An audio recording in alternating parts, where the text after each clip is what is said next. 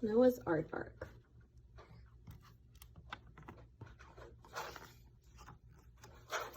Lester the aardvark was a collector, always looking for a treasure. One day, he was walking along the beach when he came upon Noah. "Are you building a house?" Lester asked. "No," said Noah. "It's an ark. A great ark for armies to march under when they come home from battle?" "That's an arch," said Noah. "Oh, a wooden sculpture then?" "That's art," said Noah.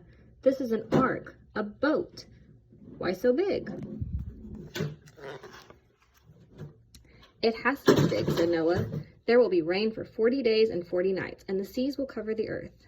The ark must carry 2 of every kind of animal to save them from the great flood." "That's silly," said Lester. "Who says it will rain for 40 days and 40 nights?" "God says." "Well," said Lester, "he should know. When do we leave?" "Soon," said Noah.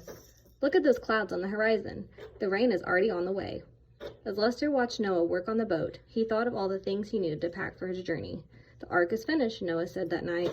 "We'll start loading in the morning." Lester began packing at dawn, stuffing his trunk with everything he owned. The trunk was so heavy he could barely push it. A line of animals had already formed by the time he could reach the ark.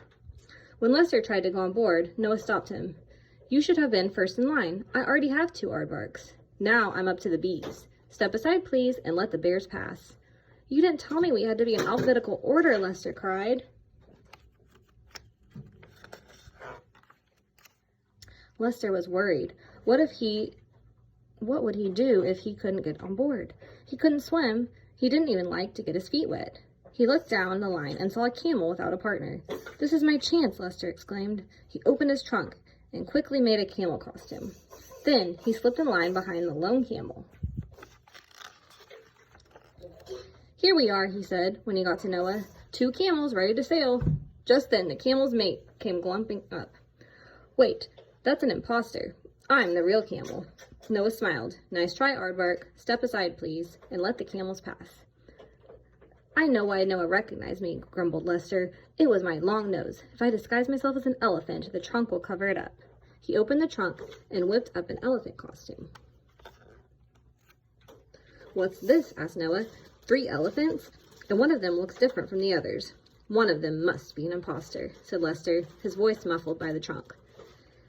Noah chuckled. "Very creative, Aardvark. Step aside, please, and let the elephants pass."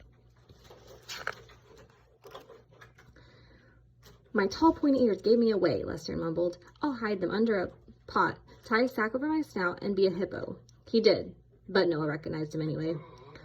Lester tried to disguise after disguise as the animals boarded the ark. He was a kangaroo, a moose, an ostrich. He even painted himself as a tiger, but Noah always turned him away. Time was running out. Noah was landing the V's when Lester had a brilliant idea. "X! There's no animal that begins with X." Lester used up everything in his trunk to make one more costume. Then he slipped in line between the walruses and the yaks. "I'm a Xylosaurus," he explained, "the last of my kind." "And the first," Noah laughed. "Aardvark, you're full of surprises." "And out of disguises," sighed Lester. Suddenly, there was a clap of thunder, and rain poured down. Lester scurried to the top of the hill as the sea began to rise.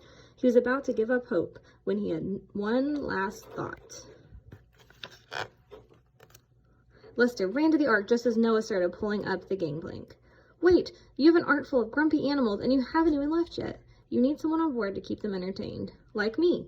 He did a little tap dance to make his point. Noah looked around. "You're right. I have bored bears, cross camels, moody moose, touchy tigers, and fidgety flamingos, and I'm pretty cranky myself. Okay, Lester, you win. Step aside, everyone. Let the aardvark pass."